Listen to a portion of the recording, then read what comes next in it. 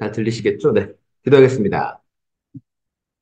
하나님 사순절기를 보내고 있습니다. 사순절기를 보내며 주님의 행적을 하나하나 밟아가는 성경 공부를 같이 나누고 있습니다. 이 시간 함께 해주셔서 말씀 안에서 주님 만날 수 있도록 이끌어 주시고 그 말씀 안에서 진리를 깨달을 수 있도록 함께하여 주옵소서. 이 시간 나누는 모든 시간에 주님께서 함께 하실 걸 믿으며 예수 그리스도의 이름으로 기도드립니다. 아멘. 오늘은 여러분들을 주님의 이름으로 환영합니다.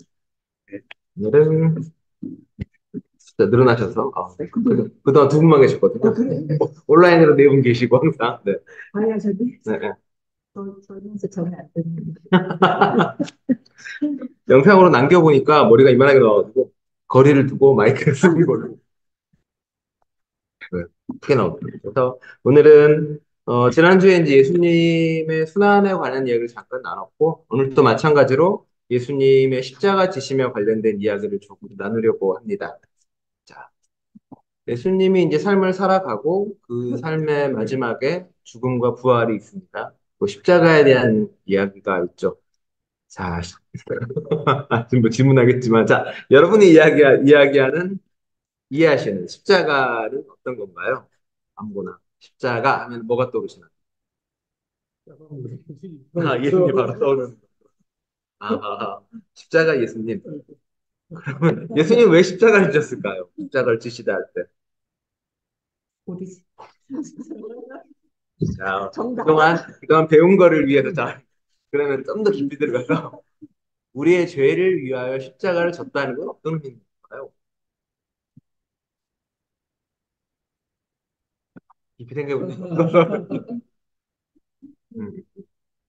그렇죠. 우리가 늘 예수님께 구하고 제사를 받는 목회입니다. 그 십자가는 관련 없잖아요. 어쨌든 예수님이 십자가에서 아, 돌아가셨기 네, 때문에.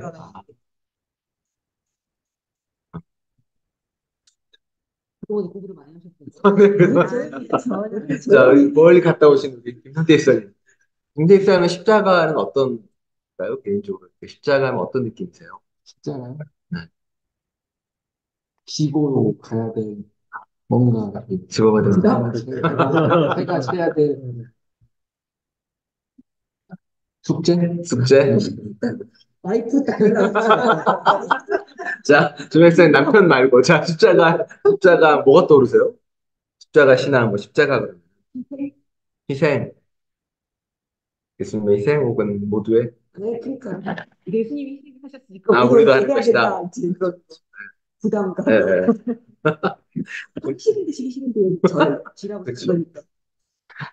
저희가 지난주에 얘기할 때 예수님에게 정말 중요한 것은 죽으러 왔다는 거가 아니라 죽으러 왔다 이 개념이 아니라 죽을 수밖에 없었던 삶의 길이 가장 중요하다고 말씀드렸고 그 삶의 길이야말로 우리에게 구원을 보여주기 위한 것이었다라고 구원의 길이 무엇인지 자신의 삶을 통해서 보여주셨고 예수님 또한 그 삶의 끝에는 죽음이 있을 수밖에 없다는 걸 아마 아셨을 거예요.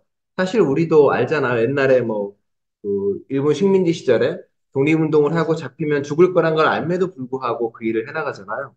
마찬가지로 예수님이 이 땅에서 하나님의 말씀대로 살게 되면 어떤 일이 벌어질지 뻔히 알았는데도 그 길을 가시고 십자가로 못 박혀 돌아가신 거거든요.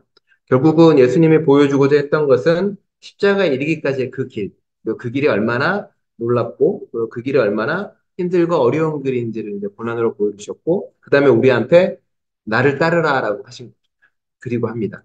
그런데 우리 여기도 이 책에도 나오지만 그래서 우리는 예수님의 보혈, 예수님의 십자가 피에 대한 이야기를 정말 많이 해요. 성찬할 때도 이것은 예수님의 피입니다라고 이야기를 합니다.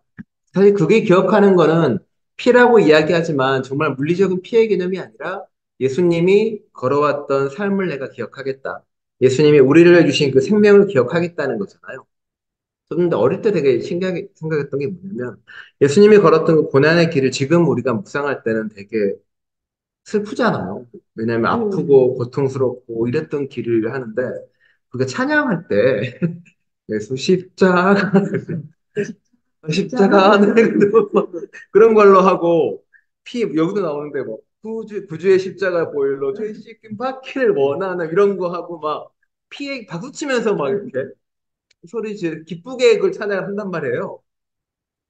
되게 아이러니한 느낌이 든 거죠. 왜냐면 내가 알았던 예수님은 그 고난과 아픔이었고 그거에 눈물 흘리고 이러는 게 아니라 어느 순간은 예수님의 고난은 좀 사라져 버리고 피 때문에 내가 구원받았다는 것만 강조가 되기 시작을 하는 거예요. 아, 그래서 이제 어떤 사형리 이런 것처럼 예수님의 피로 내가 구원받았고 예수님이 나를 대속하셨으니까 나는 이제 기쁘다라고 끝나버리는 거예요. 그러니까 예수님은 죽었고 이미 그리고 나는 그 피로 구원받아서 나는 행복하게 살아야지가 돼버린다는 거예요. 그렇게 돼버리니까 신앙이 이제 그쪽으로 가버리게 되니까 문제는 예수님이 우리에게 이야기했던 십자가를 지라거나 내 뒤를 따르라거나 좁은 길에 대한 건 약해지고 오히려 그 십자가가 주는 어떤 상징성만 부과가 되면서 십자가가 만능인 것처럼 십자가만 믿으면 돼. 십자가만 믿으면 우리는 구원받을 수 있어라는 걸로 가버리고 좀 이제 다른 곳으로 많이 흘러가는 경우가 이제 많이 생기는 거죠. 그런 문제가 많이 발생합니다. 그래서 이제 예수님이 왜 돌아가셨는지, 무엇을 하다 돌아가시는지에 대한 이야기는 전혀 안 하고, 오히려 십자가 자체를 가지고 어떤 주술적이라거나, 심지어는 이제 그 피만 강조하는 걸로 가버린 경우가 대단히 많았다는. 그러니까 예수님의 십자가를 이해한다는 것은 교리적으로 이해하는 게 아니라 예수님이 왜 죽을 수밖에 없었는가를 이해하는. 그게 이제 제일 중요한 이야기가. 그래서 예수님이 왜 죽었을까요를 나눠봅시다. 예수님이 죽는 과정은 우리 너무 많이 들었잖아요. 그 잡혀가서 죽였고. 근데 예수를 죽인 사람들은 어떤 사람들인가요? 누가 예수를 죽였을까요?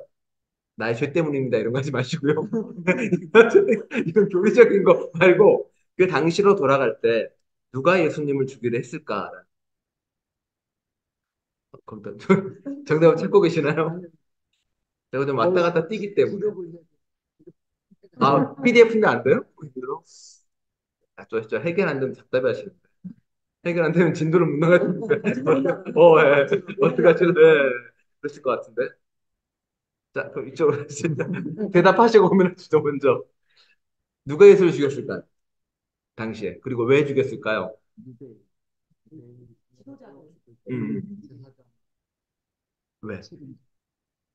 어, 이상한 사람, 이렇게 이단인 사람도 있겠죠. 유대교의 입장에서 보면 자기가 신이라고 하는 사람이 어, 좀 종교적으로 안 맞는 것을 네. 지난주에 얘기했지. 제 이단이야, 누가 봐도. 그러니까 하나님을 이름조차 부를 수 없어가지고 야훼라는 이름을 안 부르고 항상 아도나이라고 불렀던 시대인데, 시대인데 예수님은 나타나서 내가 아버지야.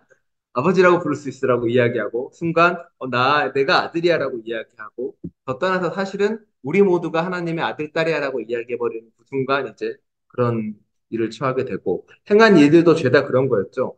뭐 제사 드리고 죄를 사함 받아야 되는데 세례 요한은 그나마 물로라도 이렇게 해줬는데 예수님은 물도 안 해주고 그냥 대놓고 그리고 더 놀라운 거는 그 사람들이 와서 죄를 사해달라고 청한 적이 한 번도 없어요. 예를 들어서 한센병 환자가 이렇게 오죠. 한센병 환자가 와서 치유해달라고 이야기하니까 네가 너 깨끗하게 됐고 네 죄가 없다라고 이야기를 해버리고 그 다음에 마비병 환자가 들것에 실려오니까 너 또 죄가 없다라고 이야기를 해요. 그러니까 이 사람들이 와서 내 죄가 크다, 뭐 내 죄를 용서해 주소서 말을 전혀 하지 않았는데 예수님은 그냥 바로 그 자리에서 용서하고 치유를 베풀어 버렸거든요. 지금으로서 보면 이상하죠. 지금 우리 신앙은 우리가 예수님 앞에 회개하고 자복하고 무릎 꿇으면 우리의 마음을 보시고 하나님이 용서하신다라고 되어 있지만, 예수님은 그런 게 전혀 없어요. 한 번도. 누가 와서 나 죄인입니다. 용서해 주세요라고 청하기도 전에 그냥 그래 넌 죄인 아니야? 용서를 먼저 선포를 얘기해 버리십니다. 죄책감에 시달리는 사람들에게 본인이 죄인이라고 믿는 사람. 그러니까 예를 들어서 그래서 이제 그 사건이 벌어지죠. 바리새파 사람들이 와서 이야기하죠. 또 이렇게 아무렇게나 죄를 용서하는 게 말이 되냐? 그랬더니 인자는 모두를 용서할 수 있다라고 이야기해버립니다. 그러니까 인자는 우리 모두를 이야기한다 그랬죠. 모든 사람들은 누군가를 용서할 수 있는 권한이 있고 그 용서를 통해서 새로운 생명을 만들 수 있다라고 이야기해버리거든요. 그 율법학자와 이 사람들이 이제 계속 논쟁하고 부딪힐 수밖에 없는 상황이 벌어지는 거고. 그러니까 예수님이 나는 죄인을 위해 온 것이지 의인을 위해 온 게 아니다라고 선포해버립니다. 바꿔 말하면 예수님의 용서를 받을 수 있는 사람들은 자기가 죄책감이 있거나 내가 죄인이라고 생각하는 사람들이 예수님 앞에 나오고요. 그걸 통해서 깨끗하게 되는 경험을 하게 됩니다. 깨끗하게 되는 경험은 그 죄가 다 없어지는 경험이 아니라 내가 이 죄를 털고 거듭날 수 있는 길을 알게 되는 거예요. 지난주에도 했나? 제가 말씀드렸잖아요. 우리가 삶을 살아가면서 수많은 생명들을 거두고 우리가 살잖아요. 많은 동물들을 죽여서 우리가 살고, 많은 식물도 죽여서 살고, 심지어는 뭐, 수없이 많은 다른 사람들의 희생도 우리가 있고, 그럼 우리는 그걸 죄인이라고 알게 되고, 우리는 그 죄를 가지고 주님 앞에 나아가고, 그걸 통해서 달라지는 경험을 실제로 하게 됩니다. 문제는 이제 내가 죄인인 거를 못 깨닫는 게 이제 문제가 되죠. 전에는 뭐, 다 그래, 왜 다들 다 그렇게 사는데? 라고 이야기하는 거죠. 다들 고기 먹고 사는데, 다들 이렇게, 그, 아이 노동자, 타일랜드의 뭐죠? 어린 노동자들이 깐 새우로 요리한 걸 먹는다, 이런 게 있단 말이죠. 저기, 아보카도도 잘 먹는다, 이런 건데. 근데 그런 것들의 죄책감을 느끼기 시작하면서부터, 그거로부터 벗어나기 위한 길을 찾게 되고, 그게 이제 예수님을 통해서 조금 더 나아갈 수 있는 길을 선택합니다. 그거를 바리새파서에 보니까 정말 신성모독이니까 죽이고 싶어 한 거고. 또 거기에 한몫 거둔 게 이제 종교 쪽은 그렇고요. 정치는 유대 사내들인 쪽이었는데 이 사람이 하는 일이 사람들을 몰고 다니고 하니까 위험해 보였다는 거죠. 로마 사람들이 보기에도 이 사람이 세금이나 이런 문제에 대해서 다 모두 다 하나님의 것이라고 선포하니까 위험했어요. 그래서 근 1년, 짧게는 1년, 길게는 3년 만에 예수님 죽이게 된, 데 이르게 되는 거죠. 그리고 빨리 죽일 수 있는 이유는 뭐냐면은 도망을 안 가요, 예수님이. 보통은 이렇게 도망가고 쫓고 막 이런 일이 벌어져야 되는데 도망을 안 가. 그러니까 바로 잡혀서 그러니까 예수님이 바로 죽었던 그 이유도 사실은 예수님이 그 죽음을 통해서 보여주고 알려주고 싶었던 게 분명히 있었던 거죠. 아, 내 죽음을 통해서 너희가 배우고 알아야 될 것이 있다. 그게 이제 과거의 다른 정치 혁명가랑은 다른 거죠. 정치 혁명가들은 뭔가 이rum을 통해서 했지만 예수는 죽음을 통해서 우리가 가야 할 길을 그대로 이제 보여주는 길을 가게 돼요. 그래서 이제 십자가형을 당하게 됩니다. 그게 이제 보면은 여기 보면 286페이지에 보면 나오는 십자가.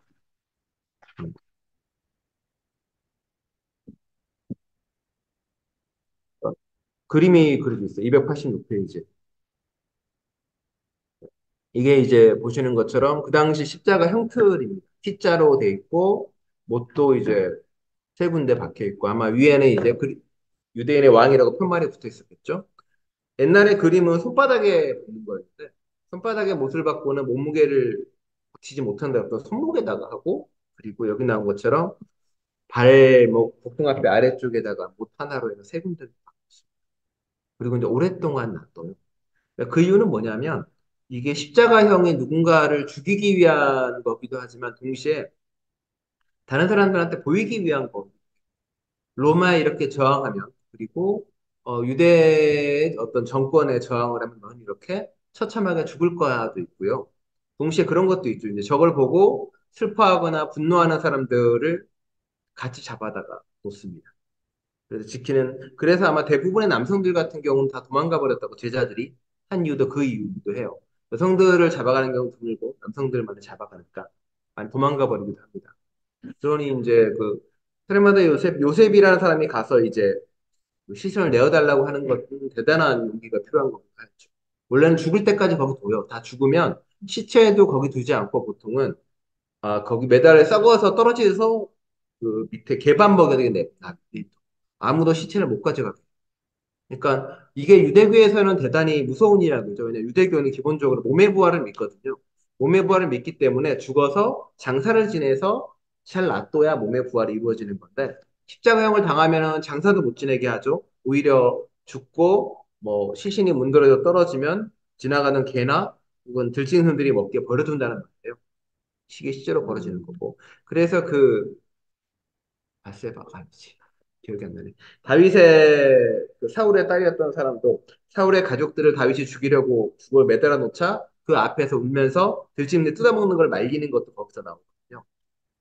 장혹한 정치적인 보복과 정치적인 징벌 중에 하나가 십자가인 거고 예수님은 거기서 이제 그런 죽음을 담대히 받아들이는 그렇게 죽을 수밖에 없다는 것도 알았고 그 길을 걸어가니까 당연히 힘들고 어렵고 아픈 길을 선택을 한 거죠. 어떻게 죽고 죽음조차도 고통스러울 거를 스스로 감내하고 걸어갔다.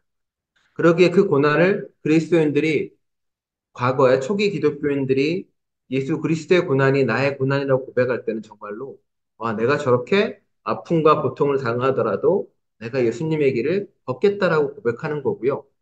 십자가를 지고 따라오라는 그 고백은 얘기한 것처럼 뭐 정말 말 그대로 너 예수님 따라오려면 죽을 작정을 해야 돼라는 거예요. 왜냐하면 말씀드렸다시피 당시 사형수들은 자기가 질 십자가를 자기가 지고 가야 돼요. 가면서 채찍도 맞고. 그러니까 예수 그리스도의 십자가를 지고 따라오라고 하면서 너는 너의 십자가를 지라는 말은 뭐냐면 정말로 내가 져야 될 어떤 삶의 어려움이 아니라 정말로 내 관짝을 갖고 가는 거고 정말 내가 죽겠다. 내가 여기에 못 박혀 죽어야지라는 마음 들고 가는 거예요. 각자 십자가. 그러니까 예수를 따라가려면 너의 죽음을 각오하고 내 모든 것을 던질 각오하고 예수님을 따라와라. 맞는 거죠. 이제 그게 요즘에 이제 많이 변질돼가지고 너 십자가는 무엇입니까? 라고 물어보면은 경제적 어려움이에요. 혹은 뭐 신앙생활을 막는 남편이에요. 혹은 뭐 나를 교회 못 가게 우는 우리 아이들이에요. 이렇게 되는 건데 사실 이거는 전혀 십자가랑 관련이 없는 거고 정말 정말 그런 거는 십자가를 질 수 있냐는 그 질문은 당신의 십자가가 있습니까? 라는 질문은 죽을 각오가 돼 있냐 있습니까? 라는 강렬한 질문입니다. 예. 지금은 이제 그게 바뀌어가지고 십자가를 그 이후에는 이게 변질이 돼요. 너무 무섭잖아요. 사람들이 생각을 할 때, 야, 예수님을 믿으려면, 구원을 받으려면 죽을 각오를 하고 예수님을 따라와야 돼. 라고 선포를 했는데, 사람이 교회 안 오지 않을까요? 그래서 이야기하면 아무도 안 올 것 같아요. 그래서 약간씩 좀 얘기한 게 뭐냐면은, 십자가를 통해서 여러분은 구원받았습니다라는 말을 해요. 점점. 그러다 보니까, 고난은 사라지고, 십자가라는 그것만 남아요. 예, 그래서 주후 3세기에는 십자가를 교회에다 걸어놔요, 드디어. 평소에 교회는 걸어놓자. 왜냐하면 생각을 해보시면 예수가 십자가에 못 박혀 죽었는데, 그렇죠. 사형틀을 걸어놓는 거예요. 이런 거죠. 만일 우리 예수님이 한국에서 태어났다고 치면은 망나니한테 잘렸겠죠, 칼이. 그러면 교회에다가 망나니 칼을 거는 거 이렇게 되게 어색하고 말도 안 되는 일이 벌어진 거거든요. 이게 주 3세기에 사실 그 일이 벌어져요. 그러면서 이제 그 십자가 신앙도 약간씩 바뀌죠. 십자가가 너를 구원했어라는 말이 이제 교리적으로 들어오게 되니까 사람들이 십자가가 어떤 그 신비적 효능을 지닌 걸로 주술적인 효과가 돼. 그래서 십자가를 딱 들이대면 드라큘라가 돼. 맞아.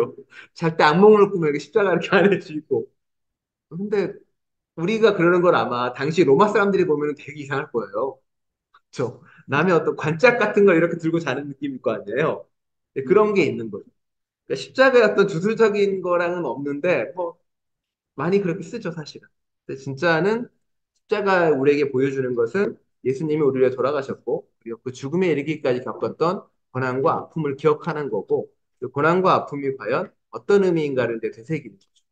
그리고 고난과 아픔과 눈물 속에서 우리 십자가를 지는 거는 동시에 그 예수 그리스도가 걸었던 길을 내가 걷겠다는 이제 결단이 신앙 안에 들어가 있는 이제 그렇게 믿으시면 되고 근데 그죠 그럼 이제 십자가 목걸이나 귀걸이 잘 못하죠. 이게 내가 죽겠다는 결단이니까 집에 있는 십자가도 치우고 싶고 뭐 이렇게 합니다. 아니 그렇게 됐습니다. 지금은 좀 달라지면 좋겠는데 아직까지는 그래서 여기 보면 그런 말 나와요. 근데 대신 이제 293페이지에 보면은 292페이지 보면 이런 말 나옵니다. 두 번째 단락입니다. 292페이지 두 번째 단락. 주술적 상징물로서의 십자가는 좀 더 세련된 십자가 고백으로 발전했다. 구원의 확신을 가지면 된다느니 예수가 내 죄를 대신 지신 것을 믿으면 구원을 이룬다느니 그분을 영접한다고 고백하면 된다느니 하는 신앙이 유행하게 되었다. 간편하게 소위 사형리로 표현되는 구원의 도식이나 대속의 교리를 믿으면 하늘에서 자신의 존재가 변화되고 사망에서 생명으로 옮겨지고 우주적 변화의 대혁명이 이루어진다고 믿는다. 이것은 마치 열려라 참게 하고 일정한 주문을 외우면 문이 열린다는 동화 속 주문과 다르지 않다. 그렇죠. 예수님이 십자가를 믿으면 구원을 얻을 거란 말을 한 적은 없고 예수님은 나를 따라와라 라고 한 이야기 계신 거거든요. 근데 그게 이상한 거죠. 다음 달락에 보면 나옵니다. 도대체 손가락 하나 까딱하지 않고 아무 노력 없이 앉아서 생각하고 고백하는 바에 따라 존재와 세상과 하늘이 움직이게 된다고 생각하는 것이 주술이 아니고 뭔가. 여기서 예수의 십자가와 고난, 그의 삶의 역사, 성은 송두리쳐 날아간다. 십자가는 단지 내가 구원받고 구할 영광을 얻기 위한 경고사항이 될 뿐이다. 이렇게 십자가와 부족으로 쓰이게 되면 예수는 부뚜막 귀신 정도의 한낱 미신이나 요술쟁이로 전락한다. 그러니까 아까운 건 저도 가슴 아픈 건 뭐냐면 그리스도교의 신앙은 예수를 믿는 신앙은 대단히 깊거든요. 깊고 많은 깨달음과 배움을 요청하는 것처럼 넓고 깊은 믿음인데 이게 어느 순간 되게 싸구려가 돼서 팔려나가 버린다는 거예요. 그게 단순히 예수님을 믿는 사람을 늘리기 위한 거면 모르겠는데 그게 아니라 이제 교인의 숫자 혹은 교회 부흥을 위해서 되게 잘 포장을 해서 팔아버리니까 오히려 그게 또 예수의 복음과는 어긋나 버리는 것들이 많으니까 목사 입장에서는 되게 가슴 아플 때가 많고 그리스도인으로 때 가슴 아플 때가 많이 있죠. 그래서 그러니까 십자가를 기억한다는 거는 다시 말하면 예수의 삶을 그대로 기억하고 내가 살아야겠다고 생각하는 걸로 나아가야 된다고 이야기합니다. 그래서 그게 뭐냐라고 이제 물어보게 됩니다. 그래서 293페이지에 보면 이제 구원에 대한 이야기, 예수의 낙인에 대한 이야기가 나오는데 예수님이 부활하시고 난 뒤에 보면 그 얘기 나오잖아요. 이렇게. 자기 창작도 그대로고 흉터도 그대로 남겨놓고 나와요. 그 이유에 대해서 예수님 자체가 그걸 우리가 스티그마라고 이야기하거든요. 흔적이라는 거예요. 예수 그리스도가 내가 죽었다는 것, 그리고 내가 십자가 못 박혀 죽었다는 것을 자신의 몸에도 부활한데도 지워지지 않고 남겨져 있다는 거고, 그 흔적이 정말 중요하다고 이야기하는 거고, 우리에게도 똑같이 우리에게 그리스도의 흔적은 못 박힌 흔적은 옳은 일을 하다가 상처 입고 아픈 경험이 너에게 있는가라고 묻고 제자들도 이제 아마 앞으로 그 일을 갈 거고 그 길을 걸을 때마다 고난과 역경이 생겨나고 그리고 인생이나 혹은 삶에 많은 상처가 생겨날 때 제자들은 그렇게 고백을 하겠죠. 내 안에도 이제 그리스도의 흉터가 그리스도의 낙인이 혹은 그리스도의 스티그마가 내 안에 있습니다라고. 우리도 마찬가지고. 그래도 우리가 그리스도의 흉터와 그리스도의 스티그마를 있는 사람으로 살아가는 삶은 뭐냐면 대속신앙을 이제 그래서 이야기합니다. 그 그리스도께서 우리를 위해 죽으셨다는 대속의 신앙은 말한 것처럼 교리에 대한 개념으로 보더라도 좀 더 깊이 들어갈 수 있는데 구약의 레위기에 이제 대속에 대한 개념이 나와요. 우리가 대신 무언가를 해줄 수 있는 거, 남을 위해서. 뭐가 있을까요? 누군가의 빚을 내가 갚아주는 경우가 있고요. 혹은 또 누군가가 나에게 뭔가를 잘못했을 때 내가 용서해서 베풀어 주는 것도 그 안에 들어가 있습니다. 여기 보면은 일단 298페이지에 보면 나와요. 맨 아래 단락입니다. 원래 속량의 의미는 고대 이스라엘 평등 공동체에서 친척들의 삶을 보존하기 위한 다섯 가지 의무 행위이다. 이는 친척의 목숨을 보호하고 노예로부터 해방시키고 부채를 탕감하고 재난을 당한 친척에게 다음 추수 때까지 이자를 받지 않고 식량을 대어주며 상속자가 없는 집안에는 시형제 결혼을 통하여 상속자를 이어가게 하는 의무를 말한다. 이것이 바로 친척의 의무요 속량입니다. 룻기에서 이제 그래서 보아스 이해가 나오고 있는데 기본적으로 그 이스라엘이라는 히브리 공동체를 유지하고 있어 이 사람들이 친척 간에 해야 될 일이 있는 거예요. 누군가가 목숨을 위해를 처하게 되면은 내가 구해줘야 되고. 그래서 아브라함이 롯이 그 이민족에 잡혀갔을 때 자기 새병들을 거느리고 구하러 가거든요. 이게 의무이고 명예. 하지 않으면 오히려 더 나쁜 사람으로 취급받죠. 노예로부터 해방시키고. 만약 그가 누군가한테 잡혀가서 노예로 가게 되면은 친척인 내가 그 사람에게 가서 그 노예를 해방시켜줘야 돼요. 당연히 빚지면 탕감을 시켜줘야 되고요. 그리고 만일 이 친척이 빚 때문에 모든 걸 날렸다 그러면은 다음 추수 때까지 이자 받지 않고 식량을 주는 거예요. 근데 땅을 담보로 하고. 근데 땅도 다음에 원가대로 돌려줘야 되는 것도 있고요. 그 다음에 수형제 결혼. 형님이 돌아가시면 형수를 밑에 동생이 취하는 거. 그래서 이제 그 유다의 며느리 다말도 이제 그런 식으로 쭉 하게 되는 거죠. 그러니까 속량이라는 것은 결국 뭐냐면 내가 누군가 힘들고 어려운 사람의 것을 내가 대신 지어준다는 의미가 있는 거예요. 그러니까 예수님도 사실은 그래서 모든 사람을 위해 속량하셨다는 그 의미는 그 사람들이 아직 우리나 혹은 미래에 올 누군가가 지을 죄들 그리고 잘못들로부터 자신이 그 죄가를 대신 치르는 건데 그 치르는 방식은 정말 재물처럼 바쳐지는 게 아니라 죽음을 통해서 우리에게 알려주는 거죠. 네가 잘못으로부터 벗어날 수 있는 길은 무엇이고 네가 이 죄의 길로부터 달아날 수 있는 길이 무엇인지 보여주게 됩니다. 그리고 우리에게 그리스도인들에게 이렇게 이야기하죠. 나를 따르라라고 이야기하는 건 뭐냐면 우리가 예수님처럼 누군가의 죄를 누군가의 잘못을 속량하는 존재가 돼야 된다라고 이야기합니다. 아까 5가지 이야기했죠. 누군가의 빚을 갚아주고 누군가가 노예가 된 사람은 누군가를 일으켜주고 이런 것들을 우리가 다 해줘야 됩니다. 그게 그리스도인이고 그리고 그리스도인 우리가 져야 될 의무라고 해야죠.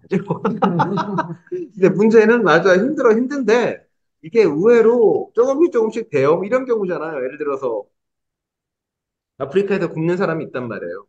그럼 나는 그 사람의 경제적인 어려움을 해결하기 위해서 내가 할 수 있는 일은 도네이션으로 도와주거나 보살펴주면 되는 문제인 거고요. 누군가가 우울하고 힘들어하는 게 있으면 그 사람의 우울과 슬픔을 내가 나눠 가지면 되는 문제. 그렇죠? 전쟁으로 고통받는 사람이나 그런 사람이 있으면 내가 가서 전쟁으로 전쟁 가지 못하겠지만 내가 구호나 물품을 통해서 도와주는 거예요. 그러니까 속량이나 혹은 대숙의 개념은 그런 개념이 될 수 있다. 우리가. 그럼 그건 내 짐이 아니잖아. 내 짐이 아닌데 대신 지어주는 거죠. 뭐 여기도 그 얘기가 나오는데 만일 도로를 운전하다 가다가 얼마 전에 도로를 운전해 쭉 가는데 차들이 좀 밀려요. 가다가 이쪽으로 가고 가다가 이쪽으로 가고. 앞에 보니까 이제 거기에 뭐 라코인 시체가 있다던가 혹은 이렇게 뭐 박스 같은 게 놓여 있었단 말이에요. 그럼 제일 편한 방법은 내려가지고 치워주면 되잖아요. 그러니까 멈추고 돌고 하니까 잠깐 비상등 어차피 옆에는 멈춰 있는 거니까 그거를 안 하더라고 사람들이. 네. 내려서 하죠. 하고 다시 타고 가고 쇼핑몰에 갔는데 사람 다 이렇게 가. 2차선인데 이렇게 가면 여기 쇼핑 카트가 요 앞에 있는 거예요. 그럼 내려 치워주면 돼요. 모든 차 계속 이래 나간다. 뒤에 계속 맡기고 내려서 가면 되는 거거든요. 그렇죠. 위험하지 않으니까. 큰 속도가 빠른 부분이 아니, 그렇죠. 아니, 이미 그때는 속도가 빠를 수가 없는 게 다 줄줄이 뒤에 껴서. 그러니까 내 책임이 아니야라고 미루는 게 아니라 세상 모든 게 다 내 책임이야라는 마음이 되는 거죠, 사실. 이게 힘든 마음이긴 해요, 사실. 여러 가지로 힘들고 아픈 마음인데, 근데 의외로 이 마음을 가지고 살아갈 수 있긴 하더라고요. 그렇게 되면은 조금 이제 예수님의 마음을 이해하게 됩니다. 그리고 종종 그 얘기도 했는데, 신앙은 절실함이다는 이야기를 저는 가끔 하거든요. 이 절실함이 내 절실함 얘기한 건 아니고요. 내가 뭐 가능하겠다. 내가 너무 힘들고 어려워서 간절함으로 예수를 붙드는 게 어떤 첫 발걸음이 될 수는 있는데 이게 어느 순간에 가면요. 그 절실함이 어떤 걸로 바뀌냐면 와 예수님을 홀로 둘 수는 없다는 절실함으로 바뀌게 돼요. 사실은. 예수님은 지금도 어딘가에서 홀로 걸을 것 같고 지금도 어딘가에서 누군가를 홀로 돌볼 것 같은 거예요. 근데 어느 순간은 저분을 저렇게 혼자 둬서는 안 되겠다는 느낌이 있는 거예요. 왜냐하면 저분은 2000년 전에도 혼자 십자가 못 박고 돌아가셨고 혼자 그렇게 고통당했는데 혼자 두면 안 되겠다라는 마음이 있으니까 그런 마음이 있는 거죠. 아, 하나님이 머무는 곳에 어찌됐든 나도 가서 뭔가 좀 한 손을 거들고 싶고 하나님이 예수님이 갈 만한 곳에는 좀 먼저 가서 뭔가를 좀 해주고 싶은 마음인데 그런 게 늘 있는 거예요. 그 절실함이 예수님 홀로 둘 수 없다는 절실함이 좀 더 나아가면 사실은 이제 이웃과 타인에 대한 절실함이 조금이라도 한 발 더 나아가게 하고 그 한 발 더 나아가게 하는 게 예수님을 좀 더 닮아가게 하고 그게 삶의 어떤 무의미성이나 삶의 어떤 유한성을 좀 넘어가게 하는 그게 뭐 물론 그러다가도 내가 너무 힘들어가지고 도저히 못하겠다 할 때도 당연히 있죠. 당연히 있는데 근데 그런 경험들이 사실 신앙이 좀 더 깊어지고 달라지는 경험이긴 하거 그래서 그렇게 해서 우리가 어떻게 대속신앙을 살아가는가에 대해 거기에 쭉 나와 있습니다. 그렇게 해서 했는데 또 하나 하는 얘기는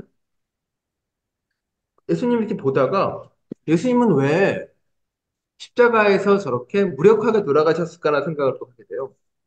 충분히 칼로 들고 저항을 하고 싸워 나가며 무언가를 이룰 수 있었을 텐데 사실 이제 그 당시에는 주전 4세기에는 마카비오는 유대에서 반란을 일으켜서 왕조를 만들거든요. 유대 독립국을 세우기도 했고 그 위에도 반란이 일어났고 그러니까 정치적 혁명가로서 예수님은 거의 뭐 실패에 가까운 건데 예수님은 왜 왕도 되지 않았고 그리고 왜 저항하지도 않고 잡혔을까라고 생각을 해보면 결국은 이제 예수님은 폭력의 악순환에 대한 거부가 있었던 것 같고 내가 이걸 보복하고 또 보복하고 돌아가는 것 속에서 진리는 이루어질 수 없었다고 본 것 같고 그래서 십자가 못 박혀 돌아가실 때 저 사람들은 죄가 없습니다라고 하고 끝내고 돌아가시지 않았을까라는 생각을 하게 됩니다. 예수님이 했던 일단 비폭력 저항 운동의 끝에는 결국 자신의 죽음이 있었고 그 죽음을 통해서 앞으로 우리가 무엇을 하고 어떻게 할지를 보여줬다라고 이제 이야기가 됩니다. 그러면서 포기하지 말라고 계속 이야기해 주는 거죠. 보여주기도 합니다. 그게 예수님의 순환을 통해서 우리에게 알려주는 이야기이기도 하죠. 결국은 이제 됩니다. 네. 그래서 예수님은 자신 스스로의 목숨을 통해서 자기를 내어놓음으로 다른 이에게 보내기를 알려주셨다는 같은 글자고 같은 의미일 수 있어요. 우리를 위해서 십자가에 못 박혀 돌아가셨습니다. 라는 단어는 똑같지만 그 안에 있는 의미는 이제 많이 달라지는 거예요. 우리로만 보는 게 아니라 다른 의미로 알아들이면 알 수 있을 것 같습니다. 몇 분이야? 못 빨리 끝났나? 우와, 아니다. 자, 다 돌아갑니다. 와, 오늘 진도를 시계가 안 보여가지고 야, 중간중간 다 건너뛰었더니만 이런 일이 벌어지네요. 네. 이럴 수가. 36분 만에. 이거 보고 56분인가 이거 보고 있었는데 물어보진 않았던 이런 일이 벌어지네. 돌고 돌아 다시 들어가겠습니다. 자, 그래서 여러분이 가끔 예수님을 보게 될 때, 고난과 역경을 당하는 걸 보게 될 때, 여러분의 삶에서 내가 예수님을 따르다 겪었던 많은 고난과 역경이 떠오르시나요? 아니면 아니야, 괜찮아, 뭐 그냥 뭐 어려운 문제긴 해요. 예수님을 따르다라는 게 사실 뭐 가까운 건 그거죠. 내가 남 돕다가 내 하고 싶은 거 못할 때도 많이 있고, 그리고 더 벌 수 있었는데 그래도 야 이건 아닌 것 같다 그래가지고 포기해버리는 것들도 있을 것이고. 뭐 욕심 부리고 경쟁하며 사느니 그냥 좀 양보하고 내려놓고 살다 보니 누리지 못한 것도 있을 것이고 그런 많은 것들이 사실은 예수님을 따르는 길이 하거든요. 그래서 좀 돌아보고 할 때 여러분 어떤 실천들이나 그런 거 좀 하는 경험들이나 고민해 보니까 나 이런 거를 좀 남편을 데리고 살았어요 이런 거를 빼고 가끔 이렇게 저도 이제 김 목사님을 보게 되면 아 충분히 그 정도면 고생을 하셨겠다라는 생각이 그렇죠. 십자가로 할 만도 하겠다. 그렇죠. 남편하고 타인하고 누군가랑 같이 살아가면서 맞춰주며 살아간다는 게 어려운 일이겠다라는 생각을 하긴 합니다. 그래서 다만 이제 자꾸 이런 얘기를 반복하는 이유는 사실 우리가 어릴 때 받았던 신앙교육 있잖아요. 어릴 때 받았던 신앙교육이 사람의 심리학적으로 제일 처음 받아들인 걸 진리로 받아들였죠. 그게 옳은 거야라고 일단 생각을 하고 그 다음에 들어온 정보에 대해서는 일단은 그게 나랑 다르면 틀렸다라고 생각하고 받아들여요. 그러니까 이거를 깨기가 되게 오래 걸린다는 거고 이 얘기 듣고 이 얘기 듣잖아요. 맞아라고 했다. 어느 순간 지나면 다시 이걸로 돌아가. 이걸 잊어버리거든요. 다시 그때 뭐라고 얘기했지라고 이야기하는 거.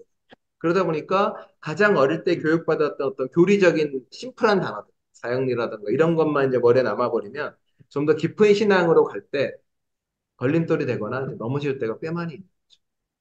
그래서 계속적으로 보고 배우는 것 같은 것좀 알아가는 게 오늘 있고 오늘날에는 이제 아까 했던 옛날에 그 예수님 십자가에 대한 이야기를 많이 하게 될 때는 과거에는 여기 두 가지 나눴다. 하나는 교리적으로 그냥 신앙적으로 가버리는 거 하나, 하나는 이제 이 사람이 로마에 저항했던 정치적인 혁명가로서 했던 거고, 그리고 그 끝에 죽음을 통해 보여줬다라고 이야기를 하는 건데, 요새는 이제 그 두 가지를 다 거의 뭐 너무 양쪽 극단이기 때문에 합쳐서 많이 예수님이 어떤 정치적인 거나 이런 걸 목적으로 간 게 아니라 예수님이 걸었던 것은 하나님이라는 절대적 존재를 향해서 걸어갔고 하나님이라는 절대적 존재가 이 땅에 행할 수 있는 일을 자신의 삶을 통해 행했고 그런데 행하다 보니 자꾸 정치적인 거랑 부딪히고 행하다 보니 자꾸 경제적인 거랑 부딪히고 행하다 보니 권력과 부딪혀서 죽을 수밖에 없었다.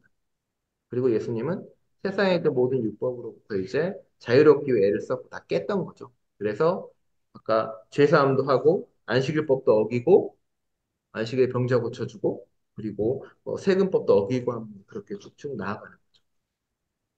그러다 보면 여러분들은 옳은 걸 하기 위해 법을 어긴 경험이 있다, 없다. 뭐를 어, 어. 집시법은 뭐, 집회와 시위법은 많이 어겼을 거고. 법이 어떤 거냐에 따라 다르겠지. 그렇죠, 사실은. 이슈긴 해요, 그게. 왜냐면 되게, 음, 어, 서울대가 한 말은 아니지만. 그러니까 예수님이 구약 시대 때 가장 많이 부딪혔던 이유가 그거거든요. 그 당시에 율법이 있는데 예수님은 그 율법을 끊임없이 어기고 다른 사람에게 나아간 죄인에게 손대지 말라 할 때 손대고 예를 들어서 선한 사마리아인의 비유할 때도 마찬가지인데 그 지나간 사람들 있죠. 레위나 베드시아 이런 사람들은 사실은 그 나쁜 사람들이 아니라 자신들의 법을 지킨 사람들이에요. 강도 많은 사람 쓰러지고 피 흘리고 있단 말이에요. 제사장은 하나님만 제사 드리기 전에 피 맞으면 안 돼요. 그래서 지나자죠. 레인도 율법을 지키기 위해서 시신이나 이런 사람 손대면 안 돼요. 근데 거의 죽은 데 쓰러져 있는 이 사람을 그냥 지나가는 거예요. 시신이라 생각 내가 만지면 안 되니까. 왜냐하면 이 동일한 죄를 저지른 애가 삼손이거든. 삼손도 날씨린으로서 받았는데 이 사람은 뭐 시체를 만들어내죠. 이 사람은 시체를 만들어내고 동물 시신을 만들고 시신에서 난 꿀도 먹고 이방 여인도 하고 이런 거죠. 전형적인 이제 그런 건데 그러니까 그런 것들이 못해서 벗어나. 그러니까 바꿔 말하면 사실 우리가 선을 행하는 데 있어서 악을 행하기 때문에 선에서 벗어나는 게 아니라 그냥 우리가 평범하게 살아가는데 사실 그 평범하게 살아가는 그 길이 우리를 선한 길로 이끌지 못할 때가 많이 있다. 일상을 살아가는 게. 똑같이 밥 먹고 똑같이 사고 똑같이 살다 보면 우리는 어느덧 하나님과는 좀 거리가 있는 곳에 가 있는 나를 발견할 수 있다는 거죠. 그러니 예수님께서 항상 늘 깨어서 봐라. 늘 깨어 있고 잠들지 말아라. 그래야만이 네가 온전하게 주님의 고난과 길을 갈 수 있다는 거고 지난주에 말씀드린 것처럼 그래서 고난이 오는 거예요. 평소에는 아무렇지도 않게 했던 것들이 예수를 만나고 나서는 죄다 모든 게 걸린 거죠. 평소에는 아무렇지도 않게 했던 뭐 아내나 남편에 했던 잔소리가 예수를 만나고 보니 내 잘못 같으니까 안 하는 거예요. 힘들죠. 다 내 잘못이라고 인정해야 되니까. 갑자기 우리 딸이 바라보시면 어떡해요. 네. 네, 그런 것 같아요. 그리고 이제 그런 것들에 대한 훈련을 하면 되게 좋죠. 제가 하는 훈련은 그 뭔가 안 좋은 생각이 들면은 멈춰요, 생각을. 뭐 예를 들어서 제가 집에 가면 이제 설거지가 있단 말이에요, 항상. 들어가자마자 사실 바로 정리하거든요. 설거지하고 이럴 때 어느 순간 갑자기 왜 맨날 내가 이거 해야 되지라는 생각이 들 때가 있단 말이에요. 멈춰. 뭐 그 생각을 멈추죠. 그냥 하죠. 그러면서 생각을 안 하면서. 네, 그런 것들이 있는 거죠. 그러니까 뭔가 그렇죠. 뭔가 생각이 날 때 멈추면은 그 다음을 하기가 좀 더 편한 것 같아요. 예를 들어서 누군가한테 도네이션을 하거나 필요한 사람 돈 보낼 때도 내가 이 돈이면? 이라고 생각하면 못한단 말이에요. 이 돈이라는 생각을 멈추는 거예요. 그러면 이제 그 일을 할 수가 있더라고요. 어, 그런 거죠. 예. 그래서, 그러면 안 되고. 아니, 물론 이제 저항할 때와 이렇게 내버려둘 정해져 있는데 그런 것들에 대한 고민을 늘 하면서 살아가는 거. 그러면 조금씩은 달라지는 관계도 좀 달라지는 거. 생각을 하는 게 되게 중요해요. 네, 이제까지 보통 교회 목사님들은 일반적인 그 목사님들은 생각을 못 하고 맞아요. 이렇게 생각 못 하고 무조건 믿음으로 믿으라고 그러잖아요. 맞아요. 믿는 게 중요하다. 그래서 그렇죠. 믿으라고 해서 거의 교인들은 생각을 갖다가 죽여놓죠. 진짜 생각이 어떤 때좀 일어나는 걸 갖다가 그걸 못하게 오히려 그게 굉장히 위험한 위험하다 그런 식으로 해버리니까 그렇죠. 이게 너무 단순화되고 그다음에 조금 생각을 해보면 너무 이게 모순이 되고 막 그러니까 굉장히 더 혼란스럽고 힘들죠. 그래서 젊은 애들이 아마 교회를 교회를 안 안 갈 가요. 거예요. 네, 조금 네. 생각을 애들이 배우는 애들이 생각을 하면 맞아요. 너무 안 말이 맞아요. 안 되니까 그러니까 젊은 나이에 그렇게 조금 더 깊게 가면 깊게 생각을 하면은 이게 네, 정말 되게 어려운 시간이고 그렇죠. 예 그다음에 계속 생각을 해야 되거든요. 살면서 네. 끊임없이 해야 고민해야 되는데 돼. 끊임없이 고민을 해야 되는데 그러니까 그게 학교에서 배우는 것들 뭐 성소수자 인권 문제나 혹은 뭐 인종차별의 문제나 혹은 과학 문제나 사실 이런 것들이 기독교 신앙하고 전혀 충돌되거나 부딪히지 않거든요. 그쵸. 당연히 조화되고 같이 가는 건데 이제 그게 교회에서는 늘 충돌되게 가르쳐 주니까 젊은 사람들이 교회에 왔다가 이상하니까 말이 안 뭔가를 되는 말이 안 되고 뭔가 좀 이상하니까 교회를 떠나고 떠나버리고 그런데 이제 목사는 또 그러면은 변화된 걸 가르치는 건데 지금 있으신 분들은 그 변화를 받아들이지 못하고 그런 상황이 됩니다. 이제 그렇게 되고 교회가 작아지고 대신 그 변화를 받아들이지 못하는 교회가 숫자는 줄어가는데 대신 큰 교회가 있으면 그냥 그 상태 그대로 큰 교회로 가면 편한 거죠. 큰 교회로 가면 이제 그 교회에 대한 고민 없이 큰 교회에서 편하게 신앙생활할 수 있습니다.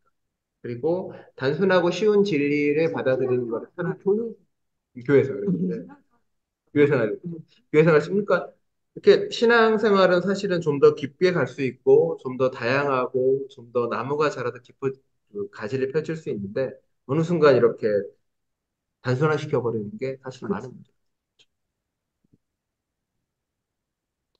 질문 받습니다. 오늘은 와 겁나 빨리 끝나고 50분. 질문 받습니다.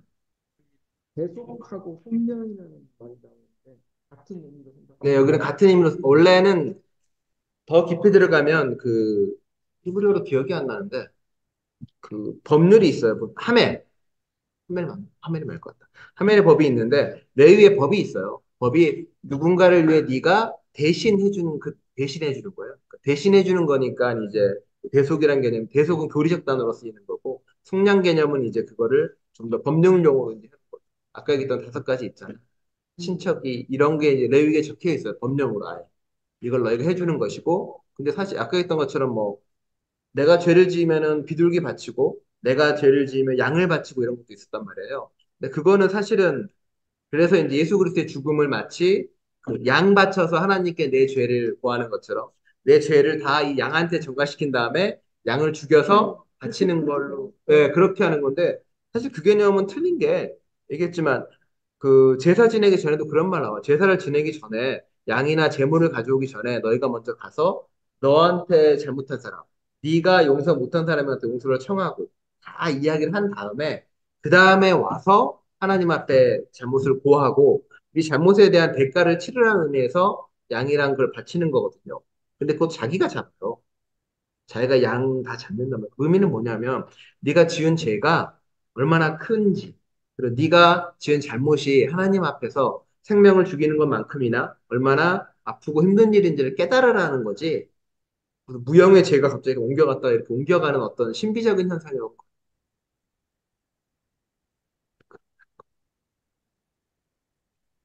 질문 온라인에 계신 분들도 질문 있으시면